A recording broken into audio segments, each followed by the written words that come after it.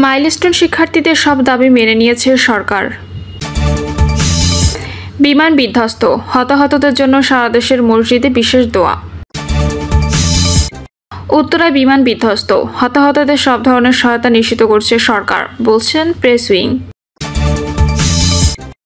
এবং সর্বশেষ জানাবো, সাইদুল হক সুমন বললেন, প্রতিশোধের আগুনে খালি আমরা পুড়তেছি না। শুনছিলেন সংবাদ শিরোনাম, এবারে বিস্তারিত। মাইলস্টোন শিক্ষার্থীদের সব দাবি মেনে নিয়েছে সরকার। রাজধানীর মাইলস্টোন স্কুল অ্যান্ড কলেজের বিমান দুর্ঘটনায় হতাহতের ঘটনায় বিক্ষোভরত প্রতিষ্ঠানটি শিক্ষার্থীদের 6 দফা দাবি যৌক্তিক বলে মনে করছে অন্তর্বর্তীকালীন সরকার। দুপুরে কলেজের 5 নম্বর ভবনের সামনে এসব দাবি মেনে নেওয়ার আশ্বাস দিয়েছেন সরকারের আইন উপদেষ্টা আসিফ নজরুল।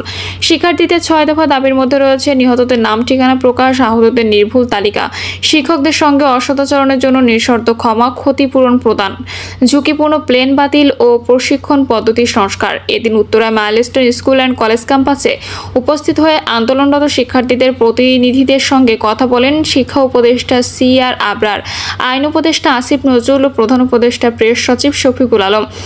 আলোচনা শেষে উপদেষ্টা আসিফ নজরুল বলেন, শিক্ষার্থীদের দাবি অত্যন্ত যৌক্তিক। সরকারের পক্ষ থেকে আশ্বাস দিচ্ছি, আমরা প্রতিটা দাবি পূরণ করব, বিশ্বাস রাখেন। তিনি আরও বলেন, মাইলস্টোন স্কুলে একটি তথ্য কেন্দ্র প্রতিষ্ঠা করা হয়েছে। এতে নিহত ও আহতদের তথ্য থাকছে, কেউ নিখোঁজ থাকলে সে তথ্য থাকছে। এখান থেকে তথ্য নিয়মিত হালনাগাদ করা হচ্ছে। নিহত ও আহত পরিবারের ক্ষতিপূরণ, পুনর্বাসন এবং ট্রমা ম্যানেজমেন্ট সাপোর্টের ব্যবস্থা করা হচ্ছে। জনগণের ভিড় নিয়ন্ত্রণের সময় সেনাবাহিনীর কর্তব্য পালনকালে কয়েকজন সেনা সদস্য কর্তৃক শিক্ষার্থীদের ওপর মারধরের অভিযোগের প্রেক্ষিতে সরকারের পক্ষ থেকে দুঃখ প্রকাশ করা হয়েছে এবং উপযুক্ত ব্যবস্থা গ্রহণের জন্য সেনা কর্তৃপক্ষকে অবহিত করা হবে বলে জানান তিনি। জনবহুল এলাকায় প্রশিক্ষণ বিমান না চালানোর ব্যবস্থা গ্রহণ করার জন্য বিমান বাহিনীকে প্রয়োজনীয় নির্দেশনা দেওয়া হবে বলেও আইন উপদেষ্টা শিক্ষার্থীদের জানান। তবে এখনও শিক্ষার্থীরা আন্দোলন চালিয়ে যাচ্ছেন। শিক্ষা উপদেষ্টা CR আবরার শিক্ষার্থীদের বলেন, আগামী 24শে জুলাই অনুষ্ঠিতব্য HSC পরীক্ষার তারিখ নিয়মিত পরীক্ষা শেষে ঘোষণা করা হবে। বিমান বিধ্বস্ত, হতাহতদের জন্য সারা দেশে মসজিদে বিশেষ দোয়া। উত্তরায় বাংলাদেশ বিমান বাহিনীর একটি প্রশিক্ষণ বিমান বিধ্বস্ত হয়ে শিশুসহ অনেকের মর্মান্তিক মৃত্যু হয়েছে। বিমান দুর্ঘটনায় নিহতদের মাগফিরাত ও আহতদের সুস্থতা কামনায় সারা দেশের সব মসজিদে বিশেষ দোয়া ও মুনাজাতের সিদ্ধান্ত নিয়েছে সরকার। ইসলামিক ফাউন্ডেশনের সহকারী জনসংযোগ কর্মকর্তা শায়লা শারমিনের পাঠানো এক বিবৃতিতে তা জানানো হয়েছে। নিহতদের রুহের মাগফিরাত ও রাজধানীর বিভিন্ন হাসপাতালে চিকিৎসারত আহতদের সুস্থতা কামনা করে বিশেষ দোয়া ও মোনাজাতের আয়োজন করার জন্য ইসলামিক ফাউন্ডেশনের পক্ষ থেকে বিশেষ সব মসজিদের খতিব, ইমাম ও মসজিদ কমিটি সহ সব সংশ্লিষ্ট সবাইকে বিশেষভাবে অনুরোধ করা হচ্ছে। বায়তুল মোকাররম জাতীয় মসজিদে দুপুর 1:30টায় বিশেষ দোয়া ও মোনাজাত অনুষ্ঠিত হবে। এর আগে সোমবার দুপুর 1টার পর রাজধানীর উত্তরায় দুর্ঘটনায় পড়ে বাংলাদেশ বিমান বাহিনীর একটি প্রশিক্ষণ বিমানটি উত্তরার মাইলস্টোন স্কুল অ্যান্ড কলেজের একটি ভবন গিয়ে পড়ে এবং বিধ্বস্ত হয়। সঙ্গে সঙ্গে বিমান ও স্কুল ভবনটিতে আগুন ধরে যায়। যে ভবনে এটি বিধ্বস্ত হয় সেখানে বহু স্কুল পর্যায়ের শিক্ষার্থী ছিল, যাদের বেশিরভাগই হতাহত হয়েছে। দুর্ঘটনার পরপর উদ্ধার অভিযান শুরু করে ফায়ার সার্ভিস। উত্তরা সহ আশপাশের 8টি ইউনিট ঘটনাস্থলে গিয়ে আগুন নিয়ন্ত্রণে আনে এবং হতাহতদের উদ্ধার করা শুরু করে। পরে উদ্ধার অভিযানে যোগ দেন বিজিবি ও সেনাবাহিনী। বিমান বাহিনীর হেলিকপ্টারে করে হতাহতদের হাসপাতালে নেওয়া হয়। মর্মান্তিক এই বিমান দুর্ঘটনার শেষ খবর পাওয়া পর্যন্ত নিহতদের সংখ্যা বেড়ে দাঁড়ালো 27 জনে। উত্তরায় বিমান বিধ্বস্ত, হতাহতদের সব ধরনের সহায়তা নিশ্চিত করছে সরকার, বলছেন প্রেস উইং।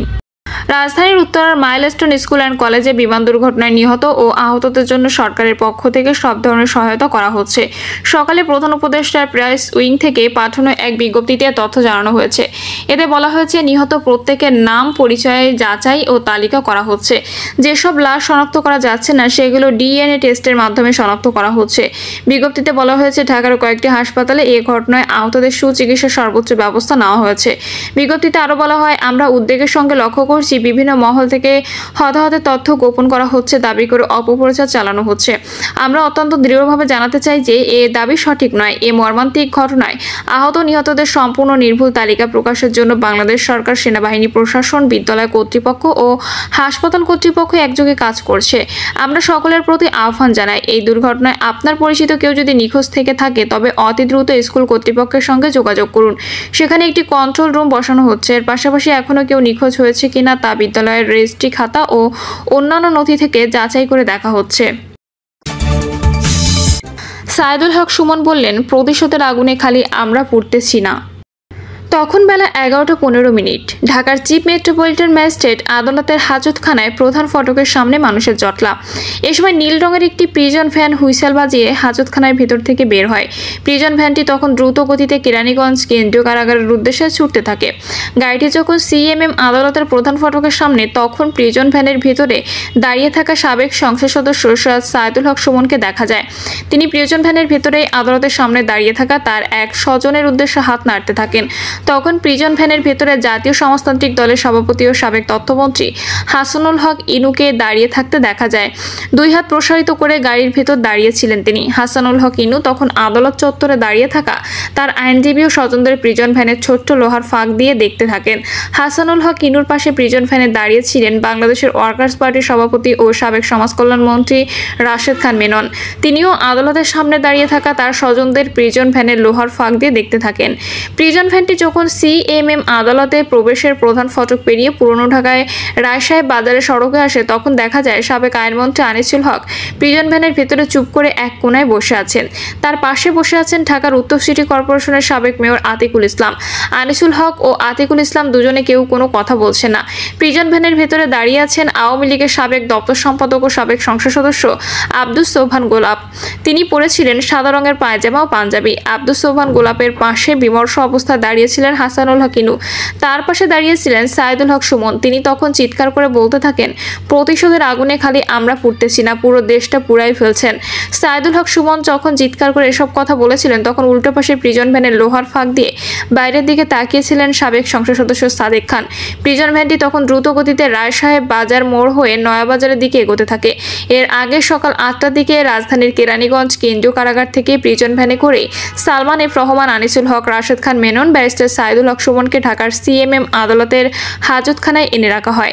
সাইদুল হক সুমনকে যখন আদালত কক্ষে নেওয়া হচ্ছিল, তখন সাংবাদিকদের উদ্দেশ্যে তিনি বলতে থাকেন, প্রতিশোধের আগুনে কেবল আমরা পুড়তেছি না, পুরো দেশ পোড়ায় দিয়েছেন। উত্তরায় বিমান বিধ্বস্ত, নিহতের সংখ্যা বেড়ে 31। রাজধানীর উত্তরায় মাইলস্টোন স্কুল অ্যান্ড কলেজে বিমান বাহিনীর একটি প্রশিক্ষণ বিধ্বস্তের ঘটনায় নিহতের সংখ্যা বেড়ে 31 জনে দাঁড়িয়েছে। এই দুর্ঘটনায় আহত হয়ে বিভিন্ন হাসপাতালে ভর্তি আছেন 165 জন। আইএসপিআর জানায়, বিভিন্ন হাসপাতালে নিহতের সংখ্যা আজ দুপুর পর্যন্ত 31 জনে দাঁড়িয়েছে, আর আহতের সংখ্যা 165 জন। এর মধ্যে কুয়েত মৈত্রী হাসপাতালে আহত 8, নিহত নেই। জাতীয় বার্ন ও প্লাস্টিক সার্জারি ইনস্টিটিউটে আহত 46, নিহত 10। ঢাকা মেডিকেলে আহত 3, নিহত 1। ঢাকা সিএমএইচে আহত 28, নিহত 16। উত্তরা লুবনা জেনারেল হাসপাতালে অ্যান্ড কার্ডিয়াক সেন্টারে আহত 13, নিহত 2। উত্তরা আধুনিক হাসপাতালে আহত 60, নিহত 1।